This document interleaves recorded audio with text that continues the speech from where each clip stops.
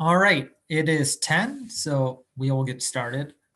Some just notes first, since this is our last lecture.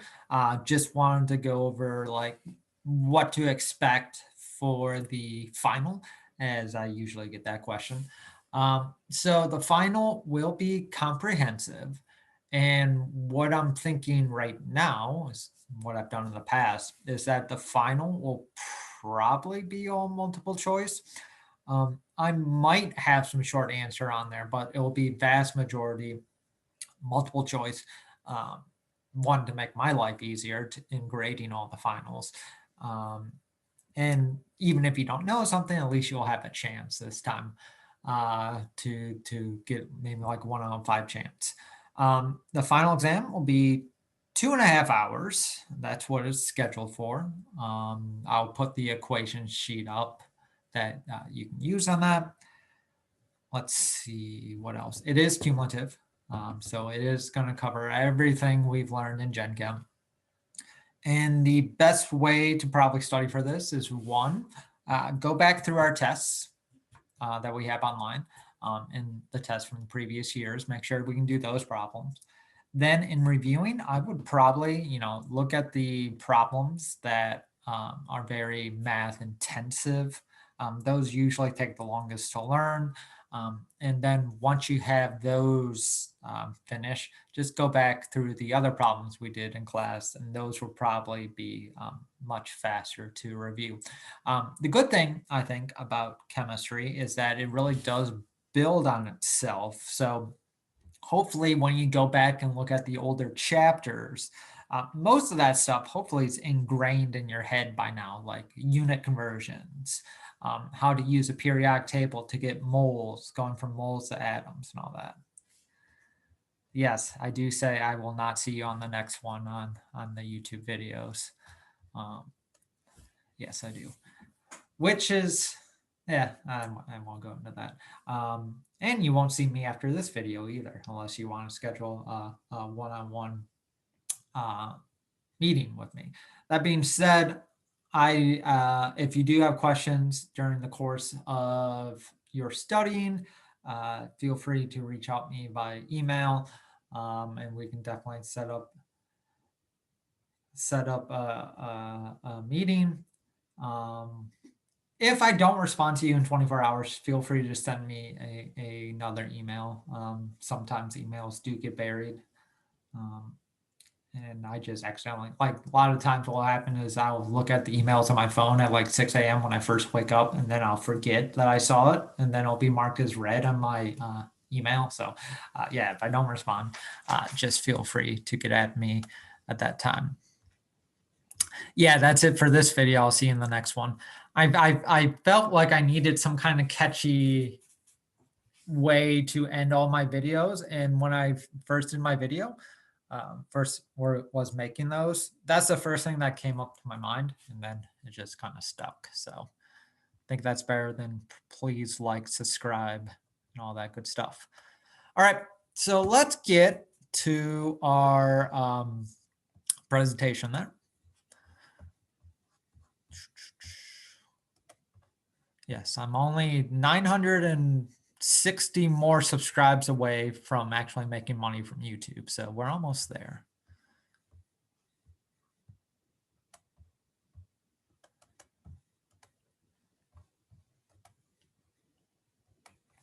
All right, so we just started on this slide as the very last thing we're talking about on this new PowerPoint, and we're talking about geometry again.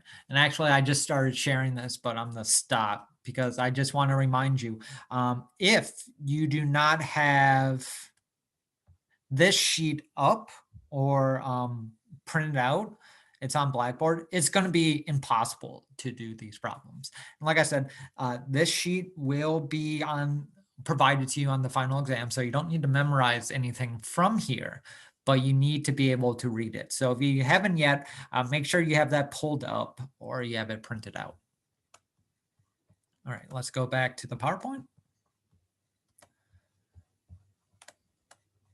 So we went over these examples. We went over how to read the sheet. So we're just going to look at this and see if we can read that sheet and figure out how to use it. So for each molecular geometry, list the number of total electron groups, the number of bonding groups, and the number of lone pairs on the central atoms. So the way to really do this is, and I know I'm switching all on you here. I'm going to go back to sharing my screen. So you can so we can look at both things at once for this one example problem. So you're basically, I'm going to do A first. You're basically looking on your sheet for a shape that looks like A. So what looks like A on my sheet? All right. And the things that look like A are these pictures, the total domains of 4, right? Remember, A is the center atom and X is things that are bound to it. So this is A, and here's X, X, X, X. So it definitely looks like AX4 in our picture. So here we just read it. So the total number of electron groups, that's total domains. So for A, electron groups are 4. Number of bonding groups, well, that's bonded atoms. That's 4 as well. Number of lone pairs, as in there, lone pairs are 0. So all I want you to do is look at the pictures on here, using the sheet provided, see if you can figure out the number of electron groups, number of bonding groups, number of lone pairs. And I'm going to go back to our PowerPoint view and see if we can't figure that out. Give everybody some time to see if we can't read this sheet. Where's the sheet located? Should be on Blackboard. At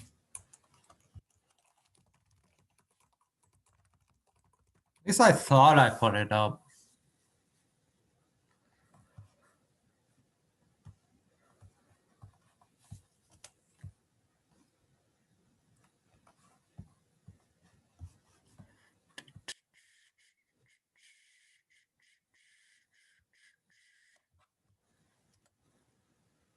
Yeah, it should be in the folder called Final Exam, New Information. It's called Molecular Geometry Sheet.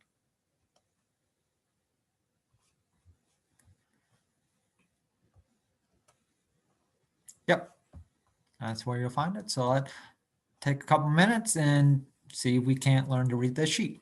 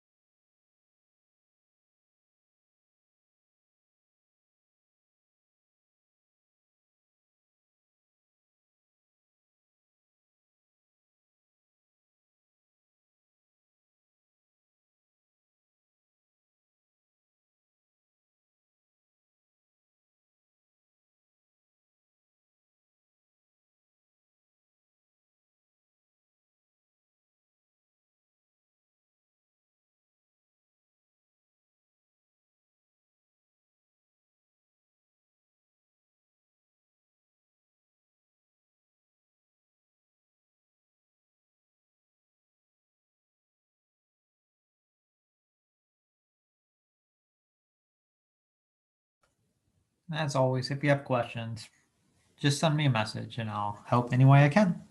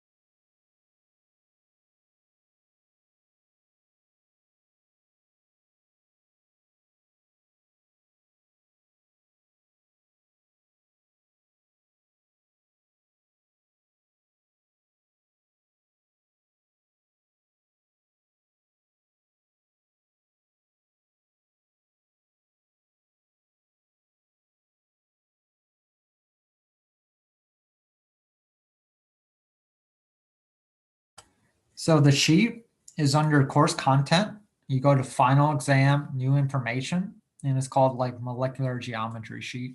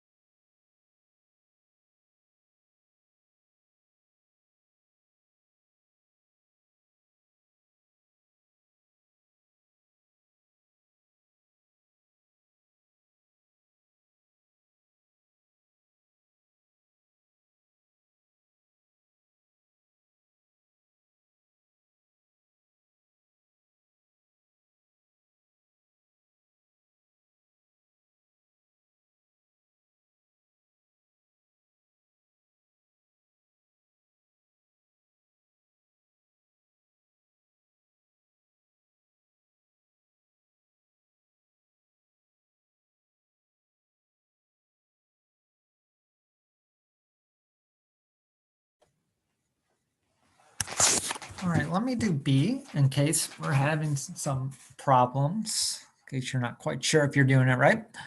So B, the picture that most looks like B would be AX3E2, which has that T shape. So AX3E2 has 5 total groups. 3 of those being bonding, 2 of those being lone pair. And you haven't figured it out yet. The name actually tells you that, right? Because A is the center atom. So whatever's connected to it, that's total groups. X is a bonding group. So you have 3 of those. E is a lone pair group. So you have 2 of those. So that is 5 total groups, 3 bonding, 2 lone pairs.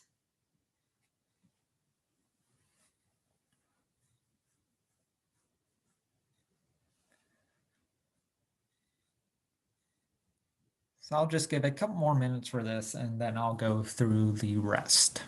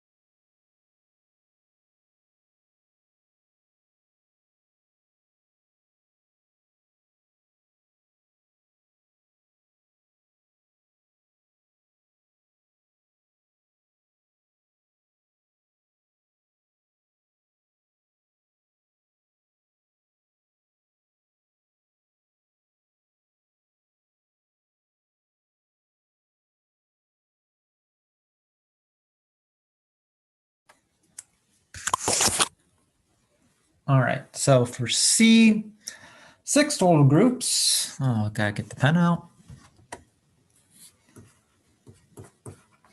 5 of those being bonding groups, 1 being a lone pair. And I do want to explain something. I was really looking over the sheet. So when we are looking at that sheet, anytime you see a wedge,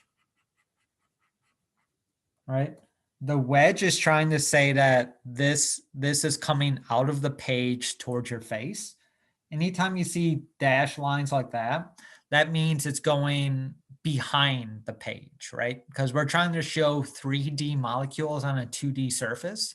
That's impossible, basically. So the wedge is saying it's coming out of the paper towards your face. The dash is saying it's going like into the desk or the back of your screen. Right. D also has 6 groups, 6 total groups, but 6 of those are bonding groups, 0 lone pairs. And if you look at C and D, they basically look the same, except there's something missing in C. And what's going on?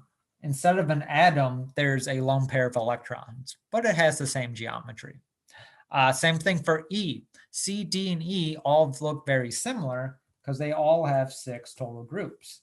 But in E, we have 4 bonding groups and 2 lone pairs. So here, our lone pairs are above and below our center atom. But 6 total groups all basically look the same. F, we have 5 total groups. 4 of those being bonding groups. Here we have 1 lone pair being right here. I believe that is called seesaw, if I'm not mistaken.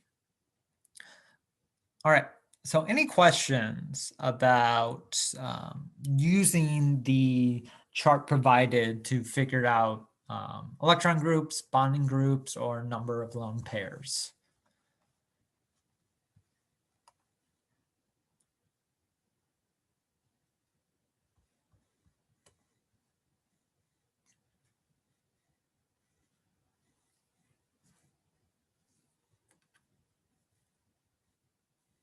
All right, then we'll move on. Now I'm going to make it a little more difficult for you.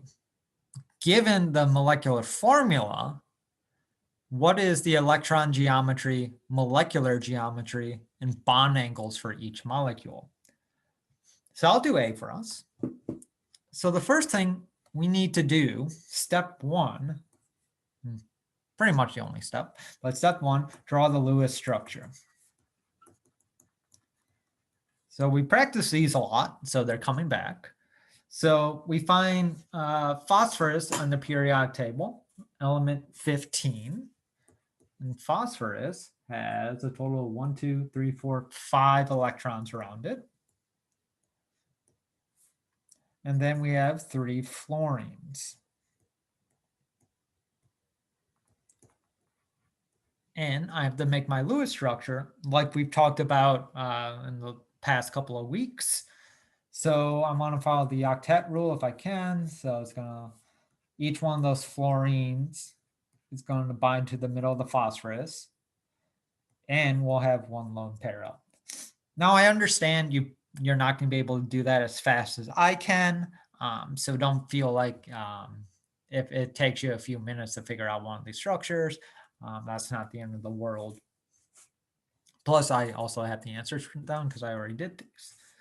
All right. So now that we have our Lewis structure, we can use the chart. So the way to do this is first just look at how many bonding pairs are, how many electron groups we have. So we have 4 total electron groups. 3 of those being bonding pairs, 1 being a lone pair of electrons. And so what we're looking for here would be AX3E1. That's the geometry this molecule will have because it has 3 bonding pairs and 1 lone pair. And so we go to our chart, 4 total domains, AX3E1, and what you're looking for is the column that says molecular shape and the column that has electron geometry, right? So for this, the electron geometry, let's do molecular shape because that comes first. Molecular shape is trigonal planar.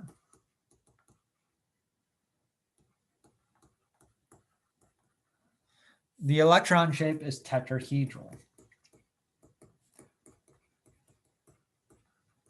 Now, the difference between these two, the molecular shape is the geometry of all bonded angles or all bonded atoms. And the electron geometry is bonded angles plus lone pairs.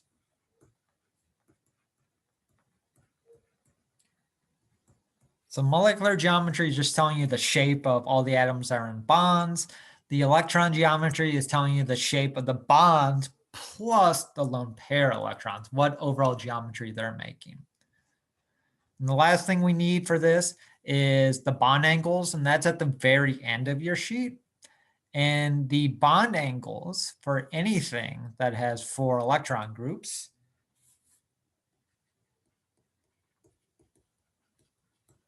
is 109.5 degrees. So that's the angle between all these bonds is 109.5 degrees, which those of you who took general chemistry back in high school, that number might be familiar. If not, no worries. But that's how we do A. So we're going to spend some time to try to do our other one. So this will be a very good practice for you for remembering how to do your Lewis structures. And then once you have your Lewis structures, to use the chart. So I'm going to give everybody some time to do this. If you have questions, want to check your answers, don't hesitate to let me know. Otherwise, I'll leave you to it.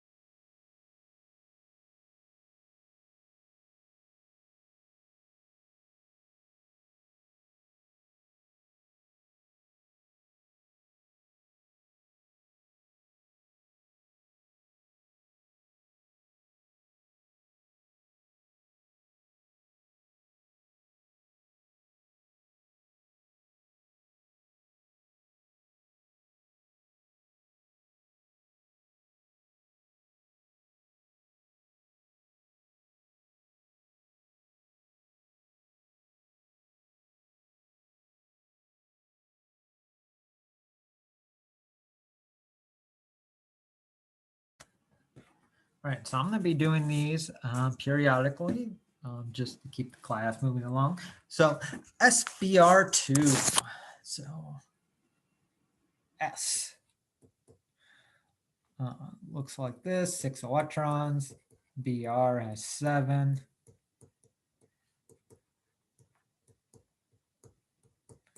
So S goes in the middle, BR, BR.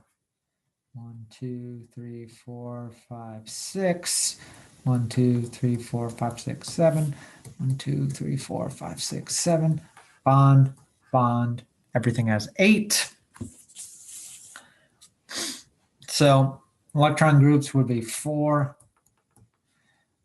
2 bonding groups, 2 lone pairs.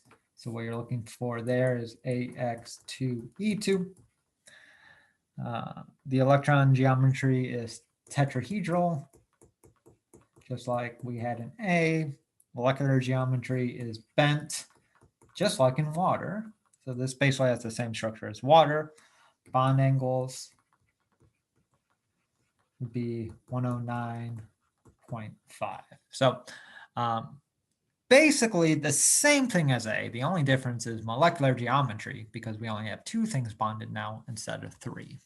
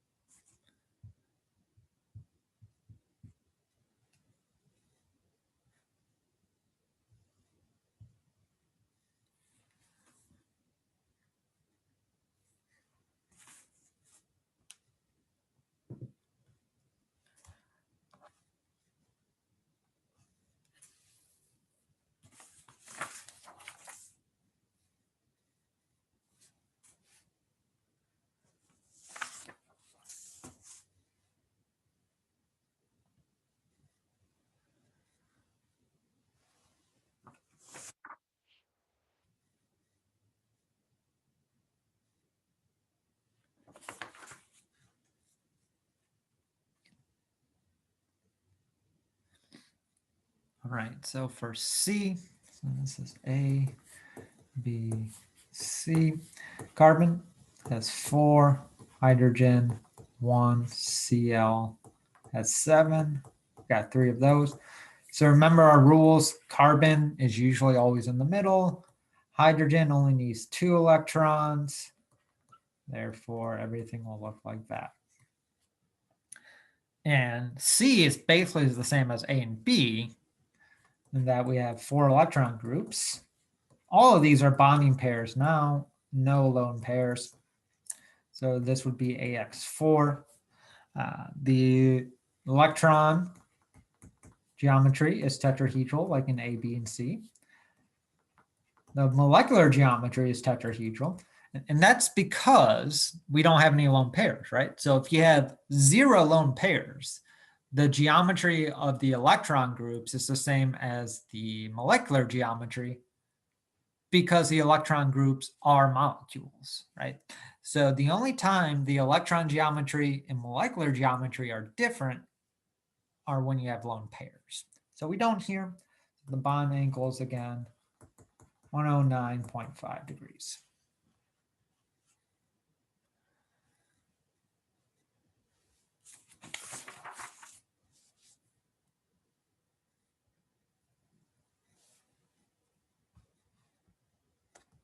So I'm going to start erasing some stuff just so that we have some room.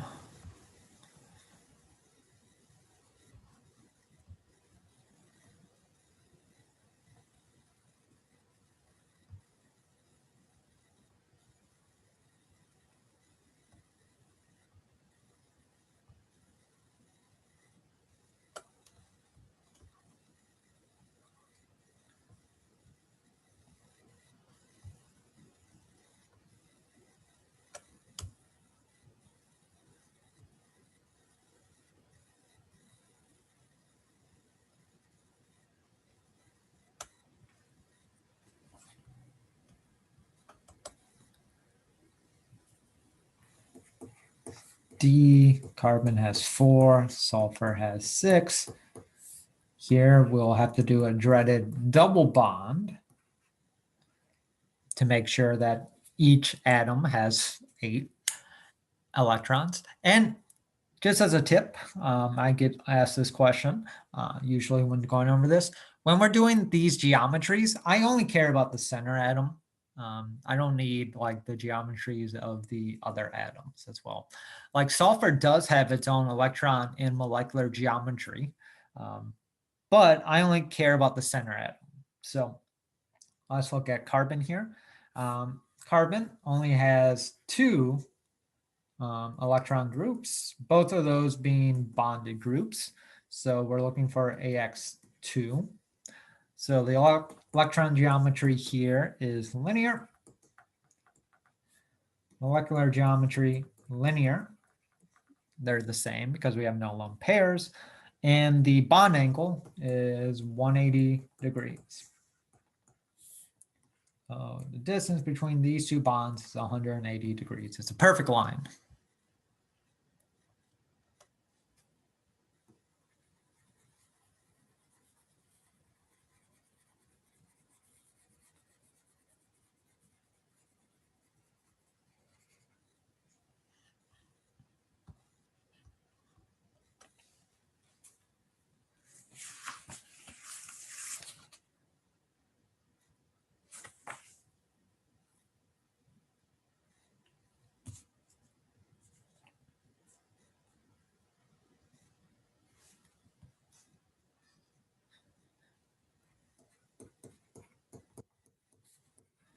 I'm just going to draw the Lewis symbols for the last two, and I'll do those in a minute.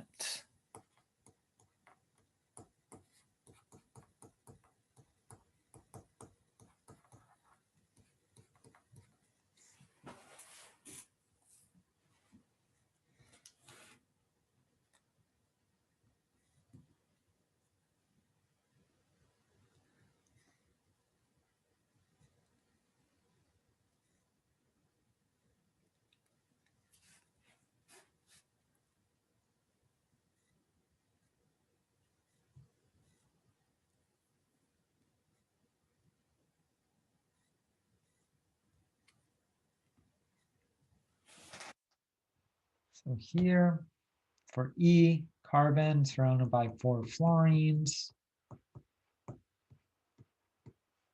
AX4.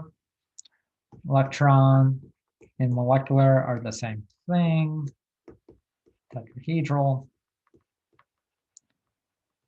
And the bond angles of a tetrahedral are always 109.5.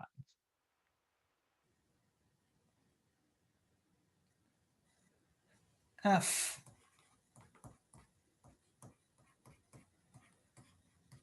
Here we have 4 electron groups again, 1 lone pair, 3 bonding groups.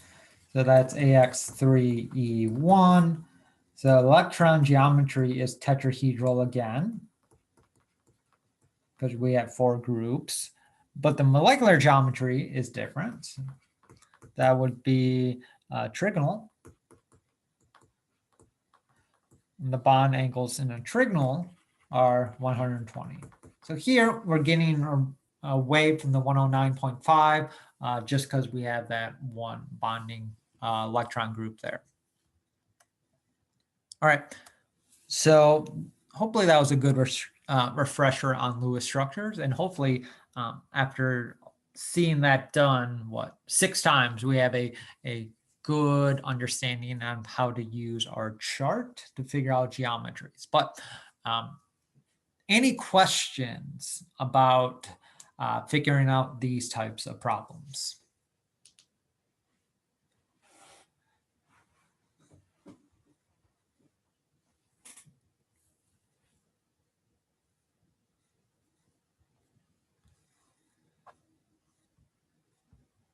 All right, so we'll move on.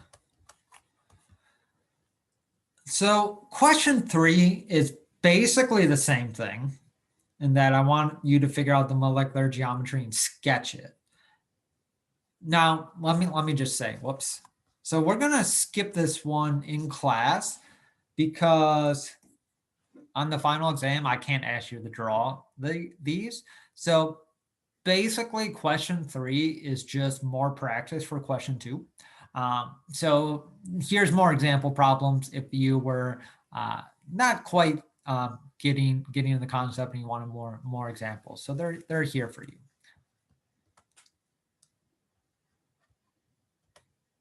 So let's get on to question 4.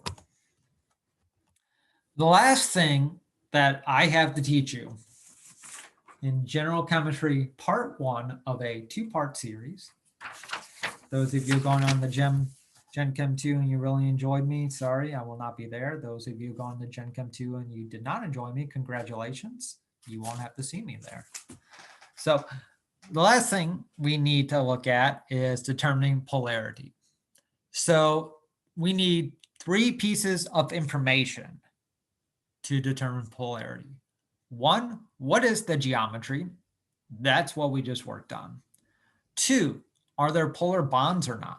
So we went over this, I don't know, like 2 to 3 weeks ago, where we looked on electronegativities and we were trying to determine whether a bond is polar or not. So for this, as on test 4, I would give you a chart with all the electronegativities. I'm going to give you that for the final exam as well. To do these problems, I'm just going to list what the electronegativities are for you, for those of us who don't have a chart at our ready to go. And 3, do the polar points lead to a dipole moment? What a dipole moment is an overall direction of electrons. And I will show you how to determine that going over our examples. So our first example is carbon tetrachloride. So carbon has an electronegativity score of 2.5. Chlorine has an electronegativity score of, where did I write that down? Looks like I didn't write it down, but it's like 3.5 or something. Something like that. Oh, excuse me, I almost sneezed. All right, I am going to sneeze. One sec. All right, so there's our electronegativity scores. And remember, basically, if you're between 0 and 0.4-ish, usually it's less than 0.5, you're nonpolar.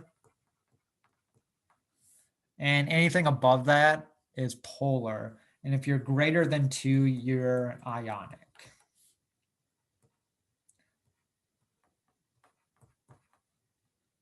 Polar. All right, so let's draw this molecule. There's carbon tetrachloride. So there are polar bonds because remember how to do these calculations. You take what's in the bond and you subtract the electronegativity score. So carbon has an electronegativity score of 2.5 minus the 3.5 of chlorine. That's a score of 1, and that's a polar bond.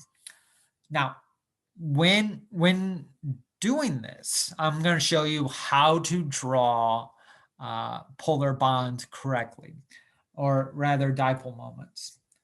So what you do to draw a dipole moment is you draw these weird arrows. They're arrows with a cross on the tail. So the cross goes at the lower negativity score. So that's carbon, because carbon has a lower score. The head is the higher. I'm just going to write yes, electronegativity score. And what this is showing you, it's showing you what direction the arrows or the electrons are flowing. And to have a dipole moment, you have to have the arrows pointing in a certain direction. That is, the arrows can't be canceled out. So if we look at this, and I'm just going to draw the arrows without the molecules. All right, so this is how our arrows are pointing. And what you need to imagine for this, the way I think about this, is imagine that you have 4 people playing tug of war, right? And these people are at the end of the arrows and they're pulling. Now, to have a dipole moment, you have to be pulling in any direction. It doesn't matter. It just has to be pulling in a direction. However, the way this is currently set up, if I have 4 arrows equally spaced like this, and I have 4 people who have the same amount of strength, my electrons aren't going anywhere, right? So imagine that I'm pulling on all 4 arrows at the same time, and you have like 4 clones of yourself trying to do this. Your electrons aren't moving. So this is a nonpolar molecule.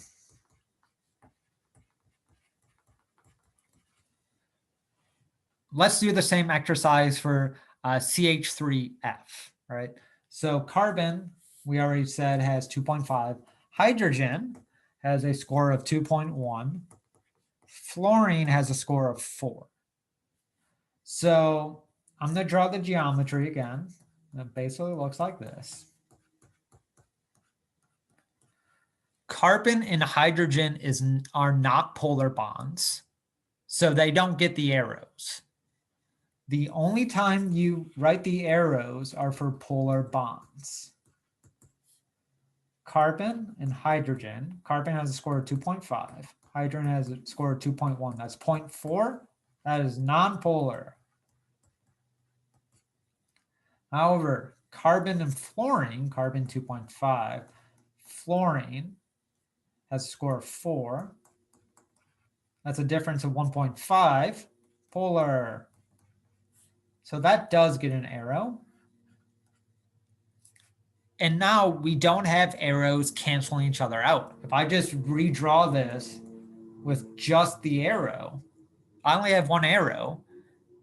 So if I'm playing tug of war, and I just have one person pulling in this direction, they're able to pull the electrons in that direction.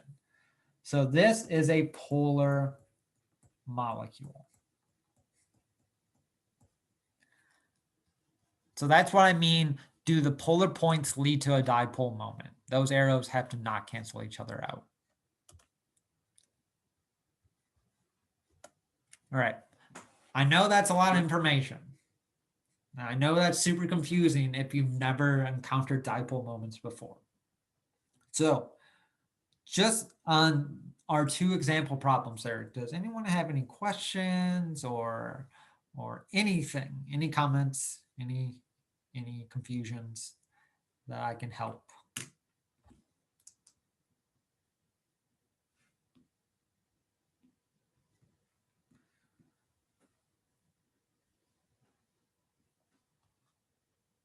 All right. If not, the last problem that you'll do for me is I just have a ton of examples here.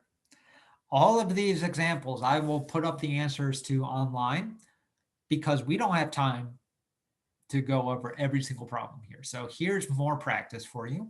I'll probably do like the first 3, but I want to give you time to struggle with this. So see if you can knock out the first 3. Then I will show you how those are done, and then the rest will go up on Blackboard. For the final, how would these type of questions be asked? I will probably ask you if there's polar bonds or where are the polar bonds? Is this a polar molecule? Stuff like that. So like a question could be like, here's a structure. Here's SCl2. Does this have polar bonds? Yes or no? Is this a polar molecule? Yes or no? Something like that. Or if there are polar bonds, between which molecules are the polar bonds? And is there an overall dipole moment?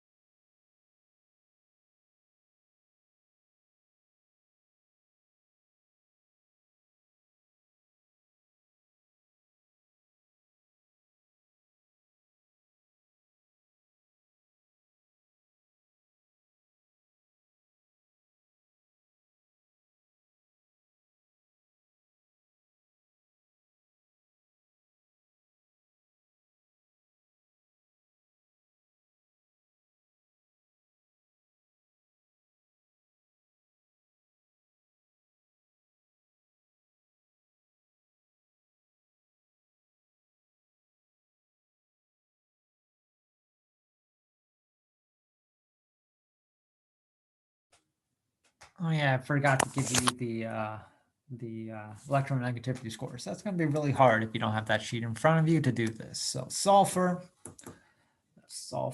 is 2.5.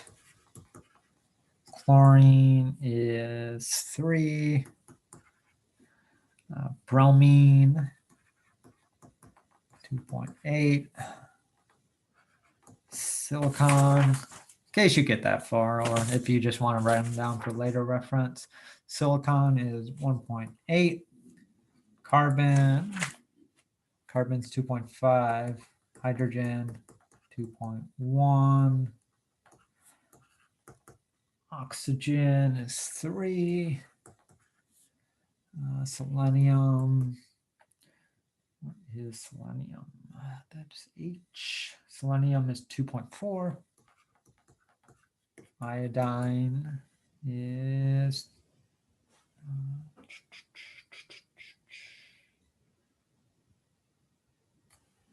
HI. Where did I write that one down?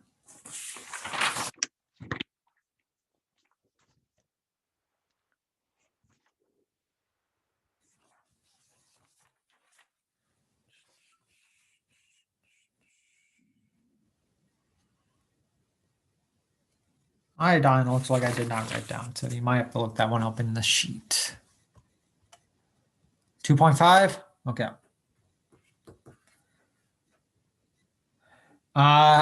So for the final, is only one main equation sheet. I will make an equation sheet for you for the final. It'll basically be everything combined, but I will have that for you, and it'll be like 4 pages. All right, SCl2. Let's take a look at this.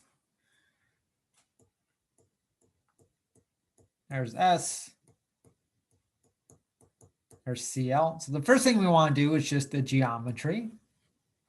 So, and when doing this, try to have like the correct geometry, like that's shown in our chart. So here we're having a bent geometry, which means the CLs will be bent off to the side. That's actually very important, right? So there's our geometry. Now we have to see if we have polar bonds. So sulfur is 2.5, chlorine is 3. So that's a score of 0.5. So those are polar bonds. Then we have to draw the arrows. So they go towards the chlorine. If I draw the arrows without the molecule, right? The arrows aren't canceling each other out. Like if you combine these two vectors, that's basically what we're doing here. Those of you who enjoy math, we're doing vector math. The resulting vector, like the resulting vector is overall in that direction. When you add those the two black arrows together, you get that burgundy arrow, right? So this is a polar molecule. Let's do B. B looks like this. We have 4 polar bonds. But this one is not polar. As in the example we talked about, we have 4 dipole moments pulling in exactly opposite directions, so they all cancel each other out, right? So there is no resulting arrow here.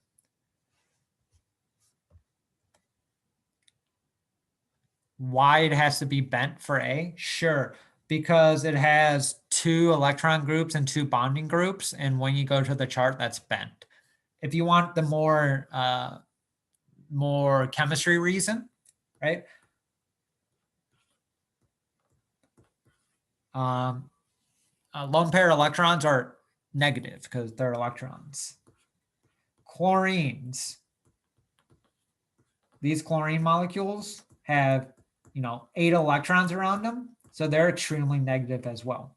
So the idea is you're trying to separate these negative charges as best you can.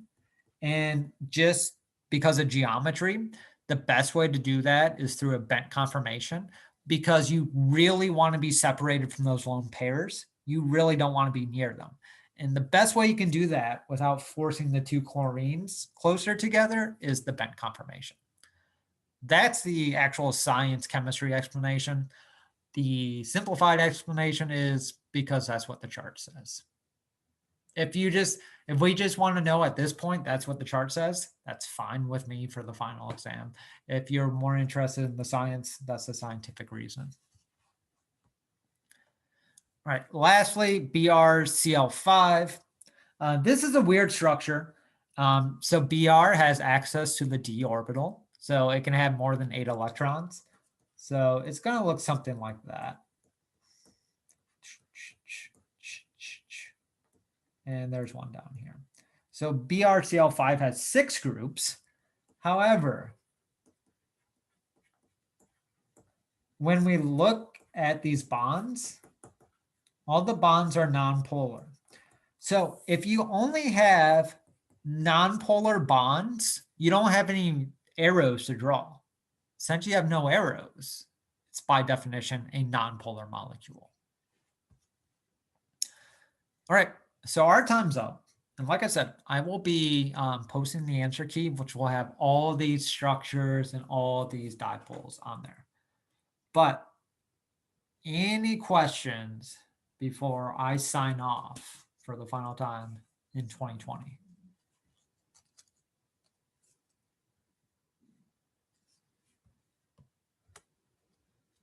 Yes, there's a question. Okay.